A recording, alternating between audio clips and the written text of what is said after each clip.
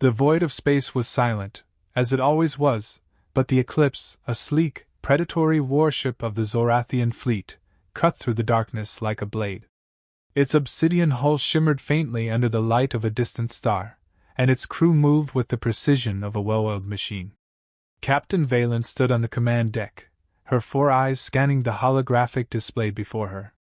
The target was in sight, a lone ship drifting lazily in the orbit of a barren moon. It was large, ungainly, and marked with the unmistakable symbol of a red cross encircled by a green helix. A hospital ship. "Captain!" hissed her second-in-command, Zorik, his scaled tail flicking nervously behind him. "Are we certain this is wise? That ship bears the markings of the Deathworlders." Valen's lips curled into a sneer. "Deathworlders," she spat. "A myth. A legend. No species could evolve on a planet with gravity 3 times standard, corrosive rain, and predators that could tear through durasteel. It's propaganda, Zorik. Propaganda to keep us afraid. That ship is a soft target, and it's carrying medical supplies we desperately need. We attack." Zorik hesitated but nodded. The Zorathians were a proud warrior race, and questioning orders was not in their nature. Still, as the Eclipse moved into position, a cold dread settled in his chest. The stories of the Deathworlders were older than the Zorathian Empire itself. They spoke of a species so brutal, so resilient, that they had tamed the most hostile planet in the galaxy. They were said to be unstoppable in battle, unyielding in their resolve, and utterly merciless to those who crossed them.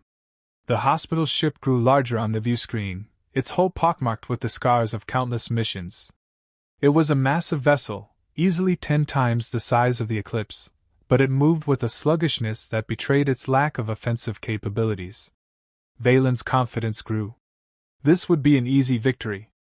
"Open a channel," she ordered. "Let's see if they're willing to surrender." The comms officer tapped a few keys, and the holographic display shifted to show the interior of the hospital ship's bridge. The image that appeared made Valen's blood run cold. The creature standing before her was unlike anything she had ever seen. It was tall, easily 2 heads taller than the average Zorathian, with a muscular frame that seemed to radiate power. Its skin was a pale pink, its eyes a piercing blue, and its face was set in a grim expression that sent a shiver down Valen's spine. It wore a simple uniform, but the insignia on its chest marked it as the ship's captain.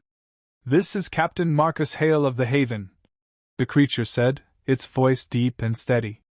"You are in violation of Galactic Medical Accord 17B. Stand down, or we will be forced to defend ourselves." Valen forced a laugh, though it sounded hollow even to her own ears.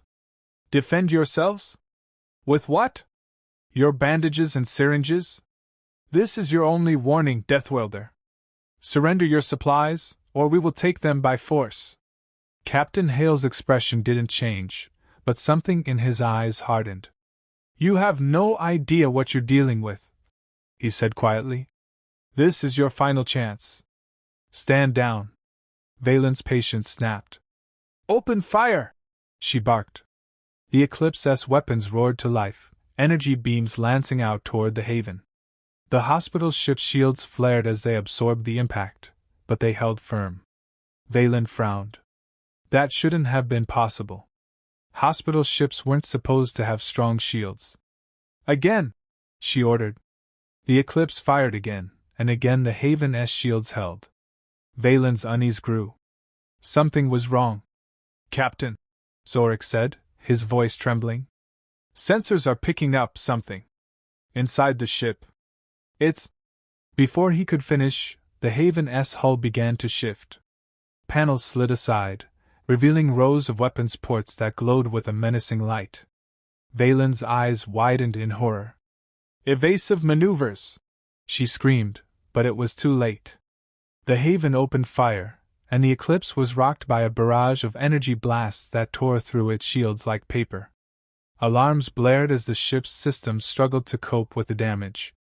Valen stumbled, grabbing onto the console to steady herself. "Return fire!" she shouted, but her crew was already scrambling to comply. The Eclipse's weapons fired again, but the Haven's shields remained intact. Valen's mind raced. How was this possible? How could a hospital ship have such advanced weaponry? Captain? Zorik's voice was panicked now. We're being boarded! Valen's blood turned to ice. What? How? Before Zorik could answer, the doors to the command deck were blown off their hinges, and a group of figures stormed in. They were Deathworlders, just like Captain Hale, but these were different. They wore armor that seemed to absorb the light, and their eyes glowed with a fierce intensity. They moved with a speed and precision that made the Zorathians look like clumsy children. Valen reached for her sidearm, but one of the Deathworlders was on her before she could draw it. The creature grabbed her wrist with a grip like durasteel, and she cried out in pain as her weapon clattered to the floor. Captain Valen, the Deathworlder said, its voice cold and devoid of emotion. You are under arrest for violating the Galactic Medical Accord. Surrender, or you will be neutralized. Valen's mind reeled. This couldn't be happening. The Deathworlders were supposed to be a myth, a story told to frighten children. But here they were, real and more terrifying than she could have ever imagined. I surrender, she stammered, her voice barely above a whisper. The Deathworlder nodded and released her wrist. Smart choice, it said. But know this, you attacked a hospital ship. A ship dedicated to saving lives. That is a crime we do not take lightly. Valen's heart sank as she was led away, her crew following in stunned silence. The Eclipse was crippled, its systems in shambles, and its crew humiliated. But as she was taken aboard the Haven, she couldn't help but feel a strange sense of relief. She was alive. And that, she realized, was more than she deserved. As the Haven moved off into the void, its weapons ports closing and its shields flickering back to full strength, Captain Marcus Hale stood on the bridge, watching the Eclipse drift helplessly in its wake. He shook his head, a faint smile playing on his lips. Never attack a Deathworlder hospital ship, he murmured to himself. Some lessons have to be learned the hard way. And with that, the Haven disappeared into the stars, leaving the Eclipse and its crew to ponder the consequences of their actions.